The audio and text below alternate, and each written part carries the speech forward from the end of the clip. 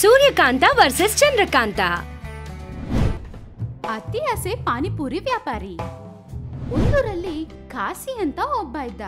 ಏನ್ ಕೆಲ್ಸ ಮಾಡ್ದೆ ಊರೆಲ್ಲ ಸುತ್ತಾಡ್ತಾ ಅವನ್ ಕೈಯಲ್ಲಿರೋ ದುಡ್ಡನ್ನ ಖರ್ಚು ಮಾಡ್ತಾ ಇರ್ತಿದ್ದ. ಒಂದಿನ ಅವನ್ ಫ್ರೆಂಡ್ ಆದ ವೇಣು ಜೊತೆ ಸೇರಿ ಒಂದ್ ಹೋಟೆಲ್ಗೆ ಹೋಗಿ, ಅಣ್ಣ ಹೋಟೆಲಲ್ಲಿ ಏನಿದೆ ಬಿಸಿ ಬಿಸಿಯಾಗಿ? ದೋಸೆ ಹಾಕೋ ಬಿಸಿ ಬಿಸಿ ತವ ಇದೆ ಹಂಗಂತಂದ. ಕಾಸಿ ಶಾಕ್ ಆಗಿ, ಅಣ್ಣ ನಿನ್ನ ಕೋಪ ಜಾಸ್ತಿನೇ ಇದೆ. ನನ್ನ ಟೀ ಬಿಲ್ ಕೊಡೋವರೆಗೂ ನಾನು ಹೀಗೆ ಮಾತಾಡೋದು. ನಿನ್ನ ಟೀ ಬಿಲ್ಗೋಸ್ಕರ ಎಲ್ರೂ ಮುಂದೆ ನನ್ನ ಅವಮಾನ ಮಾಡ್ತೀಯಾ?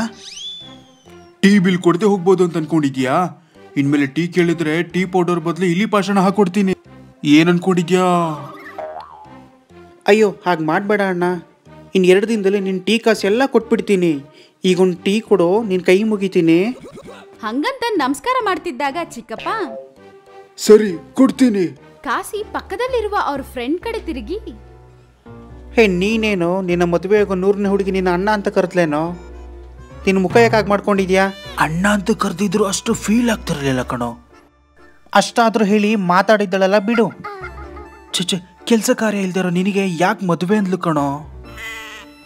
ಹಂಗಂದ್ಲೇನೋ ಅವಳು? ಅರೆ ಏನಾಗಿದೆ ಈಗಿನ ಕಾಲದ ಹುಡುಗಿರಿಗೆ? ಹೆಂಗಂದ್ರೆ ಹಂಗೆ ಮಾತಾಡ್ತಾರೆ. ಅಲ್ಲ, ಕೆಲಸ ಕಾರ್ಯ ಇಲ್ಲದೆ ಇದ್ದವರು ಮದುವೆ ಆಗಬಾರ್ದು ಅಂತ ಏನಾದರೂ ರಾಶಿ ಜಾತಕದಲ್ಲಿ ಇದೆಯಾ, ಅಥವಾ ಪುರಾಣ ಕಥೆಯಲ್ಲಿ ಏನಾದರೂ ಬರೆದಿದ್ದಾರಾ?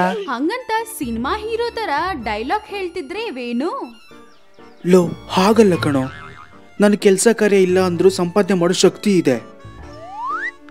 ನನ್ನ ಹತ್ರ ಇರೋ ಎಲ್ಲ ಬಿಸ್ನೆಸ್ ಐಡಿಯಾನು ಹೇಳಿದ್ದೀನಿ. ಅವಳು ಮದುವೆ ಆಗೋದಕ್ಕೆ ಒಪ್ಕೊಂಡ್ಲು. ಒಪ್ಕೊಂಡ್ಲಾ? ಮತ್ತೆ ಯಾಕೋ ಈ ಅಳು ಮುಖ? ಮದುವೆ ಮಾಡ್ಕೊಂಡು ಚೆನ್ನಾಗಿರೋ ತಾನೆ? ಅಂದರೆ ಮದುವೆ ಮಾಡಿಕೊಂಡ್ರೆ ಎಂಜಾಯ್ಮೆಂಟ್ ಹೋಗುತ್ತೆ, ಬ್ಯಾಚುಲರ್ ಲೈಫು ಚೆನ್ನಾಗಿರುತ್ತೆ. ಮದುವೆ ಲೈಫು ತುಂಬ ಡೇಂಜರಸ್ ಆಗಿರುತ್ತೆ ಅಂತ ಪೇಪರಲ್ಲಿ ಓದಿದ್ದೀನಿ ಕಣೋ. ಅದಕ್ಕೆ ನಾನು ಹೀಗಿದ್ದೀನಿ. ಹಂಗಂತ ಹೇಳ್ತಿದ್ದಾಗ ಕಾಸಿ ಶಾಕ್ ಆಗಿ, ಚೆನ್ನಾಗಿದೆ ಕಣೋ, ನಿನ್ನೋಡೆ ಕಣೋ ಹೇಳಿರೋದು. ಮದುವೆ ಆಗೋ ಬ್ರಾಹ್ಮಣ ಅಂದ್ರೆ ನೀನೇ ನನ್ನ ಹೆಂಡತಿ ಆಗೋ ಅಂದ್ರಂತೆ. ಆ ಮಾತು ಕೇಳಿದ ತಕ್ಷಣ ವೇಣು ಮುಖ ಒಂಥರ ಇಟ್ಟು, ಹಾಗಂದ್ರೆ ಏನೋ? ಯಾವನಿಗೆ ಗೊತ್ತು, ಫ್ಲೋಲ್ ಬಂತು ಹಂಗೆ ಬಿಟ್ಟೆ. ಚೆನ್ನಾಗಿದೆ ಚೆನ್ನಾಗಿದೆ. ಅಷ್ಟಕ್ಕೂ ನಿನ್ನ ಬಿಸ್ನೆಸ್ ಪ್ಲಾನ್ ಏನು? ಏನಿಲ್ಲ ಕಣೋ, ಚಿಕ್ಕ ಬಿಸ್ನೆಸ್ಸೇ, ಆದ್ರೆ ಒಳ್ಳೆ ಲಾಭ ಬರುತ್ತೆ. ಹಂಗಂತ ಅಂತಿದ್ದಾಗ ಕಾಸಿ ಆಶ್ಚರ್ಯದಿಂದ, ಅಂತ ಒಳ್ಳೆ ಬಿಸ್ನೆಸ್ ಯಾವುದು ವೇಣು? ಹೇಳಿದ್ರೆ ಇದೇನಾ ಅಂತೀಯಾ? ಅದೇನು ಹೇಳಬೇಕು ಅಂತಿದೀಯಾ ಅದನ್ನ ಸರಿಯಾಗಿ ಹೇಳು. ಪಾನಿಪುರಿ ಕಣೋ. ಪಾನಿಪುರಿ ಕೂಡ ಒಂದು ಬಿಸ್ನೆಸ್ಸಾ? ಅದು ಬಿಸ್ನೆಸ್ ಅಂತ ಹೇಳ್ಬೇಡ ಮಾಮ, ಅದರಲ್ಲಿ ತುಂಬಾ ಒಳ್ಳೆ ಲಾಭ ಇದೆ. ಹಂಗಂತ ಪಾನಿಪುರಿ ಬಗ್ಗೆ ಹೇಳ್ತಾ ಇರ್ತಾನೆ. ಎಲ್ಲಾ ಕೈಲಿದ್ ಕಾಸಿ, ಪಾನಿಪುರಿನಲ್ಲಿ ಇಷ್ಟು ಒಳ್ಳೆ ಇನ್ಕಮ್ ಇದೆಯಾ? ನನಗೆ ಮುಂಚೆನೇ ಗೊತ್ತಿದ್ರೆ ಯಾವಾಗಲೂ ಬಿಸ್ನೆಸ್ ಶುರು ಮಾಡ್ತಿದ್ದೆ, ಒಳ್ಳೆ ದುಡ್ಡು ಕೂಡ ಮಾಡ್ತಿದ್ದೆ. ಪರವಾಗಿಲ್ಲ ಬಿಡು, ಮತ್ತೆ ಶುರು ಮಾಡ್ತೀನಿ ಇವಾಗ ಬಿಸ್ನೆಸ್. ಹಂಗಂತ ಮನ್ಸಲ್ಲಿ ಅನ್ಕೊಂಡು ಆಚೆ, ಲೋ ನೀ ಹೇಳೋದು ಕೇಳಿದ್ರೆ ನನಗೂ ಬಿಸ್ನೆಸ್ ಶುರು ಮಾಡಬೇಕು ಅಂತ ಅನ್ನಿಸ್ತಿದೆ. ನೀವು ಅಂದರೆ ನೀನೊಂದು ಕಡೆ ನಾನೊಂದು ಕಡೆ, ಇಬ್ರು ಬಿಸ್ನೆಸ್ ಶುರು ಮಾಡೋಣ, ಏನಂತೀಯಾ? ಸರಿ ಕಣೋ, ಮಾಡೋಣ. ಹಂಗಂತ ಅನ್ಕೊಂಡು ಇಬ್ರು ಒಂದೊಂದ್ ಜಾಗದಲ್ಲಿ ಪಾನಿಪುರಿ ಬಿಸ್ನೆಸ್ ಇಡ್ತಾರೆ. ಇಬ್ಬರಿಗೂ ಗಿರಾಕಿ ಚೆನ್ನಾಗಿ ಬರ್ತಿತ್ತು. ಸ್ವಲ್ಪ ದಿನದಲ್ಲೇ ತುಂಬಾನೇ ಚೆನ್ನಾಗಿ ದುಡ್ಡು ಸಂಪಾದನೆ ಮಾಡ್ತಾರೆ. ಒಂದಿನ ಕಾಸಿ ಪಾನಿಪುರಿ ಅಂಗಡಿ ಹತ್ರ ಮೋಟು ಅಂತ ಒಬ್ಬ ಬಂದು, 10 ರೂಪಾಯಿಗೆ ಎಷ್ಟು ಕೊಡ್ತೀಯ ಅಣ್ಣ? 10 ರೂಪಾಯಿಗೆ 4. ಸರಿ ಅಣ್ಣ, 1 ಪ್ಲೇಟ್ ಕೊಡಿ. ನಾನು ಸಾಕು ಅಂತ ಹೇಳೋವರೆಗೂ ನೀವು ಪಾನಿಪುರಿ ಕೊಡ್ತಾನೆ ಇರ್ಬೇಕು. ಸರಿ ಸರಿ ಅಂತ ಅವನ್ಗೊಂದ್ ಪ್ಲೇಟ್ ಕೊಟ್ಟು ಒಂದ್ ಪ್ಲೇಟಲ್ಲಿ ಪಾನಿಪುರಿ ಇಡ್ತಾ ಇದ್ದ. ಅವನು ತಿಂತಾ ಇದ್ದ. ಸ್ವಲ್ಪ ಹೊತ್ತಲ್ಲೇ ಕಾಸಿ ಹತ್ರ ಇರೋ ಪಾನಿಪುರಿ ಎಲ್ಲ ತಿನ್ಬಿಡ್ತಾನೆ. ಕಾಲಿನ ಅಣ್ಣ, ಸಖತ್ತಾಗಿದೆ ಪಾನಿಪುರಿ, ತಗೊಳ್ಳಿ ದುಡ್ಡು. ಹಂಗಂತೇಳಿ ಅಲ್ಲಿಂದ ಹೋಗ್ಬಿಟ್ಟ. ಅವ್ನು ಹೋಗಿದ ತಕ್ಷಣ ಕಾಸಿ, ಹಾ ನಿಜವಾಗ್ಲೂ ಬಿಸ್ನೆಸ್ ತುಂಬ ಚೆನ್ನಾಗಿದೆ. ಸ್ವಲ್ಪ ದಿನದಲ್ಲಿ ನಾನು ಹಾಕಿರೋ ಬಂಡವಾಳ ಬಂದು ಲಾಭ ಬರೋಕ್ಕೆ ಶುರು ಮಾಡಿದೆ. ಈಗ ಬರ್ತಿರೋ ಲಾಭನ 2ರಷ್ಟು ಮಾಡ್ಕೋಬೇಕು. ನನ್ನ ಪಾನಿಪುರಿ ತುಂಬ ಚೆನ್ನಾಗಿರೋದ್ರಿಂದ 1 ಪ್ಲೇಟಿಗೆ ಎಷ್ಟು ರೂಪಾಯಿ ಹೇಳಿದ್ರು ತೊಗೊಂಡು ತಿಂತಾರೆ ಜನಗಳು. ಇನ್ನು ಜಾಸ್ತಿ ಐಟಮ್ಸ್ ಮಾಡ್ತೀನಿ. ಹಾಂ, ಅದ್ರ ಜೊತೆ ಸ್ವಲ್ಪ ಕ್ವಾಲಿಟಿ ಐಟಮ್ಸ್ ತಂದಿಟ್ರೆ ಅಬ್ಬಾ ಲಾಭ ಡಬಲ್ ಅಲ್ಲ 3 ಆಗುತ್ತೆ. ಹಾಂ, ನಾಳೆಯಿಂದನೇ ಕೆಲಸ ಶುರು ಮಾಡ್ತೀನಿ. ಹಂಗಂತ ಅನ್ಕೋತಾ ಅವತ್ತಿಗೆ ಶಾಪ್ ಮುಚ್ಬಿಟ್ಟು ಹೋಗ್ತಾನೆ. ಮಾರನೇ ದಿನ ಕಲ್ಮಶ ಮಾಡೋದು ಶುರು ಮಾಡ್ತಾನೆ. ಕಲ್ಮಶವಾದ ಎಣ್ಣೆಯಲ್ಲಿ ಪೂರಿ ಮಾಡೋದು, ಕೊಳ್ತೋಗಿರೋ ಬಟಾಣಿ ತಂದು ಮಾಡೋದು, ಹುಳ ಬಿದ್ದಿರೋ ಟೊಮೆಟೊಗಳನ್ನ ಹಂಗೆ ಯೂಸ್ ಮಾಡೋದು ಎಲ್ಲ ಮಾಡ್ತಿದ್ದ. ಹಾ, ನನ್ನ ಲಾಭ ಇವತ್ತು ಡಬಲ್ ಆಗ್ಬೇಕು. ಹಂಗಂತ ಅನ್ಕೋತಾ ಇದ್ದ. ಕಾಸಿಯ ರೆಗ್ಯುಲರ್ ಕಸ್ಟಮರ್ ಚಿನ್ನ ಅಂತ ಒಬ್ಬ ಬಂದ. ಅಣ್ಣ, ನನ್ಗೆ 10 ರೂಪಾಯಿಗೆ ಪಾನಿಪುರಿ ಕೊಡೋಣ. ಕೊಡ್ತೀನಿ. ಹಂಗಂತೇಳಿ ಅವನ್ಗೆ ಒಂದ್ ಪ್ಲೇಟ್ ಅಲ್ಲಿ 2 ಪಾನಿಪುರಿ ಇಟ್ಕೊಡ್ತಾನೆ. ಅದನ್ನ ನೋಡಿ ಚಿನ್ನ, ಏನಣ್ಣ 2 ಕೊಟ್ಟಿದ್ದೀರಾ? 10 ರೂಪಾಯಿಗೆ 4 ಅಲ್ವಾ? ಅದು ನೆನ್ನೆಗೆ. ಇವತ್ತಿಂದ ರೇಟ್ ಜಾಸ್ತಿ ಆಗಿದೆ ಗೊತ್ತಾ? ಏನಕ್ಕೆ? ನಿನಗೂ ಲಾಕ್ಡೌನ್ ಎಫೆಕ್ಟ್ ಆಗಿದೆಯಾ? ಹೌದಪ್ಪ, ಅದಕ್ಕೆ ರೇಟ್ ಜಾಸ್ತಿ ಆಗಿದೆ. 10 ರೂಪಾಯಿಗೆ 4 ಕೊಟ್ರೆ ನಂಗೆ ಏನು ಸಿಗ್ತಿಲ್ಲ, ಅದಕ್ಕೆ 2 ಕೊಡ್ತಿದ್ದೀನಿ. ಹಂಗಂತಂದ. ಚಿನ್ನಾಗಿ ಪಾನಿಪುರಿ ಅಂದ್ರೆ ತುಂಬಾ ಇಷ್ಟ. ಅದಕ್ಕೆ 10ಗೆ 2 ಆದ್ರೂ ಪರವಾಗಿಲ್ಲ ಅಂತ ತಿನ್ಬಿಟ್ಟು ಹೋಗ್ಬಿಡ್ತಾನೆ. ಹಂಗೆ ಅವತ್ ಬಂದವರೆಲ್ಲರೂ ಕಾಸಿ ಹೇಳಿದ ಮಾತೆಲ್ಲ ಕೇಳಿ ಪಾನಿಪುರಿ ತಿನ್ಬಿಟ್ಟು ಹೋದ್ರು. ಕಾಸಿ ಅನ್ಕೊಂಡಿದ್ದಾರನೆ ಅವನ್ ಇನ್ಕಮ್ ಅವತ್ತು ಡಬಲ್ ಆಯ್ತು. ಅದರಿಂದ ಅವನ ಆಸೆ ಇನ್ನೂ ಜಾಸ್ತಿ ಆಯ್ತು. ಅವತ್ತಿಂದ ದಿನ ಕಲ್ಮಶವಾದ ವಸ್ತು ಬಳಸಿ ಪಾನಿಪುರಿ ಮಾಡಿ ಕೊಡ್ತಿದ್ದ. 1 ವಾರ 10 ದಿನ ಆಯ್ತು. ದುಡ್ಡು ಜಾಸ್ತಿ ಸಂಪಾದನೆ ಮಾಡ್ತಾ ಇರೋದ್ರಿಂದ ಕಾಸಿ ಇನ್ನ ಕಲ್ಮಶ ಮಾಡ್ತಾ ಬಂದಿರೋ ದುಡ್ಡಲ್ಲಿ ಜಲ್ಸ ಮಾಡ್ತಾ ಕೂತಿದ್ದ. ಒಂದಿನ ಸಾಯಂಕಾಲ ಪಾನಿಪುರಿ ಗಾಡಿ ಇಟ್ಕೊಂಡು ಜನಗೋಸ್ಕರ ನೋಡ್ತಿದ್ದಾಗ ಒಂದ್ ಜೀಪ್ ಅಂತೂ ಅಲ್ಲೇ ನಿಂತ್ಕೋತು. ಅದರಿಂದ ವಿಜಯ್ ಹರಿ ಅಂತ ಇಬ್ರು ಇಳಿದು ಅವರ ಗಾಡಿ ಕಡೆನೆ ಬರ್ತಿರೋದ್ ನೋಡಿ, ಹಾ, ಇವತ್ತು ದೊಡ್ಡ ಗಿರಾಕಿನೇ ಬರ್ತಿದ್ದಾರೆ. 10 ರೂಪಾಯಿಗೆ ಒಂದಂದ್ರು ತಿನ್ನೋ ತರ ಇದ್ದಾರೆ ಇವರು. ಹಾ, ಹಂಗಂತ ಅನ್ಕೋತಿರುವಾಗ ಅವ್ರು ಬಂದ್, ಹೇಗ್ ಕೊಡ್ತಿದ್ಯಾ ಪಾನಿಪುರಿ? ಕಾಸು ಕೊಡ್ತಿದ್ದೀನಿ ಸರ್. ಹಂಗಂತಂದ. ಹರಿ ಶಾಕ್ ಆಗಿ, ಹೌದಾ, ನಾನೇನು ಫ್ರೀಯಾಗಿ ಕೊಡ್ತಿದ್ಯಾ ಅಂತ ಅನ್ಕೊಂಡೆ ನಾನು. 10 ರೂಪಾಯಿಗೆ ಎಷ್ಟು? ಹಂಗಂತಂದ. ಕಾಸಿ ಸ್ವಲ್ಪ ಯೋಚನೆ ಹಾ, 10 ರೂಪಾಯಿಗೆ 1 ಸರ್.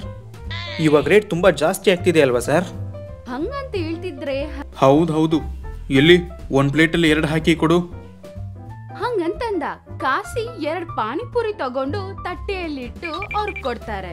ಹರಿ ಆ ಪ್ಲೇಟ್ ತಗೊಂಡು ಪಾನಿಪುರಿನ ಮೂಗತ್ರ ಇಟ್ಕೊಂಡು ವಾಸನೆ ನೋಡಿ ಪಕ್ಕದಲ್ಲಿರುವ ವಿಜಯ್ ನೋಡಿ ತಲೆ ಅಲ್ಲಾಡಿಸ್ತಾರೆ.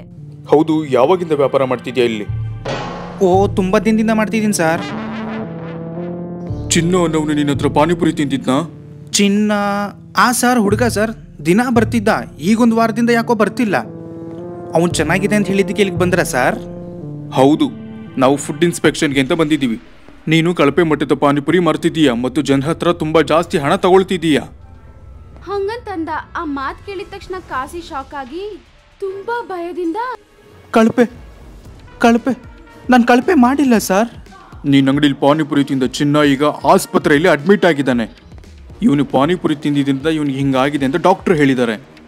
ಅದು ಗೊತ್ತಾಗೇನೆ ನಾವಿಲ್ಲಿಗೆ ಬಂದಿರೋದು. ಸಾರು ವಾಸನೆ ನೋಡಿನೇ ಹೇಳ್ತಾರೆ ಇದು ಕಳಪೆ ಇದ ಇಲ್ಲ ಗುಣಮಟ್ಟದ ಅಂತ. ಹಂಗಂತಂದ. ಕಾಸಿ ಶಾಕ್ ಆಗಿ ತಕ್ಷಣ ಕಾಲ್ ಮೇಲೆ ಬೀಳ್ತಾನೆ. ಅಯ್ಯೋ, ಕ್ಷಮಿಸ್ಬಿಡಿ ಸರ್, ಗೊತ್ತಿಲ್ಲದೆ ಏನೋ ದೊಡ್ಡ ಕೆಲಸ ಮಾಡಿಬಿಟ್ಟೆ. ಏನೇ ಹೇಳದಿದ್ರು ಜೈಲಿನಲ್ಲಿ ಹೇಳು. ಈಗ ನಮ್ಮ ಜೊತೆ ನಡಿ. ಹಂಗಂತಂದ್ರು. ತಕ್ಷಣ ಪೊಲೀಸ್ ಬಂದು ಅವ್ರನ್ನ ಅರೆಸ್ಟ್ ಮಾಡಿ ಕರ್ಕೊಂಡು ಹೋಗ್ತಿದ್ದಾರೆ. ಜೀಪಲ್ ಕುತ್ಕೊಂಡು ಕಾಸಿ, ಬಿಸ್ನೆಸ್ ಚೆನ್ನಾಗಿ ನಡೀತಿತ್ತು. ದುಡ್ಡಿನ ಆಸೆಗೆ ಬಲಿ ಬಿದ್ದು ಎಲ್ಲ ನಾಶ ಆಗೋಯ್ತು. ಹಂಗಂತ ಅವ್ನ್ ಮಾಡಿದ ತಪ್ಪು ನೆನ್ಸ್ಕೊಂಡು ಕಷ್ಟಪಡ್ತಿದ್ದ. ಒಂದು ದಿನ ಚಂದ್ರಕಾಂತ ಮಾರ್ಕೆಟ್ಗೆ ಹೋಗಿ ಕೋಳಿ ಮರಿಗಳನ್ನ ತಗೊಂಡ್ಬರ್ತಾಳೆ. ಅದನ್ನು ನೋಡಿದ ಸೂರ್ಯಕಾಂತ, ಏನೇ ಕೋಳಿ ತರ್ತೀಯ ಅಂತ ಅನ್ಕೊಂಡ್ರೆ ಕೋಳಿ ಮರಿಗಳನ್ನ ತಂದಿದ್ಯಾ? ಅತ್ತೆ, ಮಾರ್ಕೆಟ್ ಅಲ್ಲಿ ಕೋಳಿಗೆ ತುಂಬಾ ಬೆಲೆ ಹೇಳ್ತಿದ್ದಾರೆ, ಅದಕ್ಕೆ ಈ ಕೋಳಿ ಮರಿಗಳನ್ನ ತಗೊಂಡ್ಬಂದೆ. ಹೊರಗಡೆ ತಗೊಳಕಿನ ನಾವೇ ಬೆಳೆಸೋದು ಒಳ್ಳೇದಲ್ವಾ ಅತ್ತೆ? ಅದರಿಂದ ದುಡ್ಡು ಕೂಡ ಉಳಿಯುತ್ತೆ. ಇನ್ನು ಅದ್ ಬೆಳೆದ್ಮೇಲೆ ಮೊಟ್ಟೆ ಇಡುತ್ತೆ, ಅದು ಬೆಳೆಯುತ್ತೆ. ಬೇಕಿದ್ರೆ ಇಟ್ಕೊಳ್ತೀವಿ, ಇಲ್ಲ ಅಂದ್ರೆ ಮಾರ್ಬಿಡ್ತೀವಿ. ನಮ್ಗಿಷ್ಟ ಬಂದಂಗ್ ಮಾಡ್ಕೋಬಹುದು. ಅದಕ್ಕೇನೆ ಈ ರೀತಿ ಮಾಡ್ದೆ ಅಂತ ಹೇಳ್ತಾಳೆ. ಇದನ್ನು ಕೇಳಿದ ಸೂರ್ಯಕಾಂತ, ಲೆಕ್ಕ ಅಲ್ಲ, ಚೆನ್ನಾಗೇ ಆಗ್ದೆ ಬಿಡು. ಆದ್ರೆ ಇಷ್ಟು ಮರಿಗಳನ್ನ ಬೆಳ್ಸೋ ತಾಳ್ಮೆ ಇದೆಯೇನೆ ನಿನ್ಗೆ? ಮೊನ್ನೆ ಕೂಡ ಹೀಗೆ ಮಾಡ್ದೆ. ಬೇಡ ಬೇಡ ಅಂದ್ರು ಆ ಮೀನಿಗೆ ಮ್ಯಾಜಿಕ್ ಪೌಡರ್ನ ಹಾಕ್ದಲ್ಲ ನಿನ್ ದುರಾಸೆಯಿಂದ. ಅದೇನೋ ಜೈಂಟ್ ಫಿಶ್ ಆಯ್ತು. ಏನ್ ಮಕ್ಕಳ, ಆ ವಿಡಿಯೋ ನೋಡಿಲ್ವಾ? ಇಲ್ಲ ಅಂದ್ರೆ ಕೆಳಗಿರೋ ಲಿಂಕ್ ಪ್ರೆಸ್ ಮಾಡಿ ನೋಡಿ. ಅಯ್ಯೋ, ಒಂದ್ಸಲ ನಡ್ದಂಗೆ ಮತ್ತೆ ಮತ್ತೆ ನಡೀತಾ ಅತ್ತೆ. ಈ ಸಲ ಹಂಗಾಗಲ್ಲ ಬಿಡಿ, ಇವುಗಳನ್ನ ಆ ರೀತಿ ಮಾಡಲ್ಲ ಅತ್ತೆ, ಜೋಪಾನವಾಗಿ ನೋಡ್ಕೊಳ್ತೀನಿ ಅಂತ ಹೇಳಿ ಆ ಕೋಳಿ ಮರಿಗಳನ್ನ ಬೆಳ್ಸೋಕೆ ಶುರು ಮಾಡ್ತಾಳೆ. ಸ್ವಲ್ಪ ದಿನಗಳಲ್ಲಿ ಅವು ದೊಡ್ಡದಾಗುತ್ತೆ. ಚಂದ್ರಕಾಂತ ಅವುಗಳನ್ನ ಹೊರಗಡೆ ಬಿಡ್ತಿದ್ಲು. ಅವು ಹೊರಗಡೆ ಆಹಾರಗಳನ್ನ ಹುಡುಕ್ತಾ ತಿಂದು ಸಂಜೆ ಹೊತ್ತಿಗೆ ಮನೆಗ್ ಬರ್ತಾ ಇದ್ವು. 3 ಕೋಳಿ ಮರಿಗಳು ದೊಡ್ಡದಾದ್ಮೇಲೆ 2 ಹುಂಜ ಆಯ್ತು, ಇನ್ನೊಂದು ಕೋಳಿ ಆಯ್ತು. ಅದು ಮಾತ್ರ ಅಲ್ದೆ ಆ ಕೋಳಿ ಗರ್ಭವತಿ ಕೂಡ. ಅದನ್ನು ನೋಡಿ ಚಂದ್ರಕಾಂತ ಮನ್ಸಲ್ಲಿ, ಅಯ್ಯೋ ಏನಿದು, ಈ 3 ಕೋಳಿ ಅನ್ಕೊಂಡೆ, ಸರಿ ಬಿಡು, ಹೇಗೋ ಒಂದ್ ಕೋಳಿ ಗರ್ಭವತಿ ಆಗಿದ್ಯಲ್ಲ, ಅದೇ ಮತ್ತೆ ಮರಿಗಳನ್ನ ಹಾಕತ್ತೆ ಬಿಡು. ಇನ್ನ ಈ ಹುಂಜಗಳು ಮರಿಗಳು ಹಾಕಲ್ವಲ್ಲ, ಈ ಕೋಳಿನ ಇರಿಸ್ಕೊಂಡು ಆ ಹುಂಜಗಳನ್ನ ಮಾರ್ಬಿಟ್ರೆ ಆಯ್ತು ಅಂತ ಅನ್ಕೊಂಡು ಆ ಹುಂಜಗಳನ್ನ ಒಳ್ಳೆ ದುಡ್ಡಿಗೆ ಮಾರ್ತಾಳೆ. ಆ ದುಡ್ಡನ್ನ ನೋಡಿ ತುಂಬಾ ಸಂತೋಷ ಪಡ್ತಾಳೆ. ಆ ರೀತಿ ಆ ಕೋಳಿ ಪ್ರತಿದಿನ ಹೊರಗಡೆ ಹೋಗಿ ಆಹಾರವನ್ನು ತಿಂದು ವಾಪಸ್ ಬರೋದು. ಆದ್ರೆ ಒಂದು ದಿನ ಆ ಕೋಳಿ ಗಾಯ ಆಗಿ ಕಾಲ್ ಮುರಿದಾಕೊಂಡು ಬರುತ್ತೆ. ಅದನ್ನು ನೋಡಿ ಚಂದ್ರಕಾಂತ ಬೇಜಾರಾಗಿ, ಅಯ್ಯೋ ನಿನ್ನ, ಏನೇ ನೀನು ಕಾಲ್ ಮುರ್ದಾಕೊಂಡ್ ಬಂದಿದ್ಯಾ? ಈ ಮುರ್ದೋಗಿರೋ ಕಾಲಿಟ್ಕೊಂಡು ಹೊರಗೋಗಿ ಹೇಗ ಆಹಾರ ತಿಂತ್ಯಾ? ನಾನೇ ನಿಂಗ್ ಬಡಿಸ್ಬೇಕು, ಸಾಲ್ದೇ ಇರೋದಕ್ಕೆ ನೀನೇನು ಒಬ್ಳೇ ಅಲ್ಲ, ಗರ್ಭಿಣಿ ಬೇರೆ. ಈಗ ನಿನಗೆ ತುಂಬಾ ಹೊಟ್ಟೆ ಹಸಿತೆ. ಅಮ್ಮ, ನಿನ್ನ ನೋಡ್ಕೊಳಕ್ಕೆ ನನ್ ಕೈಲಾಗಲ್ಲ, ನೀನಿನ್ನು ಕೆಲ್ಸಕ್ ಬರಲ್ಲ, ಇಲ್ಲಿಂದ ಹೊರಟೋಗು, ಹೋಗು ಅಂತ ಆ ಗರ್ಭಿಣಿ ಕೋಳಿನ ಹೊರಗಡೆ ತಳ್ತಾಳೆ. ಅದ್ರಿಂದ ಆ ಗರ್ಭಿಣಿ ಕೋಳಿ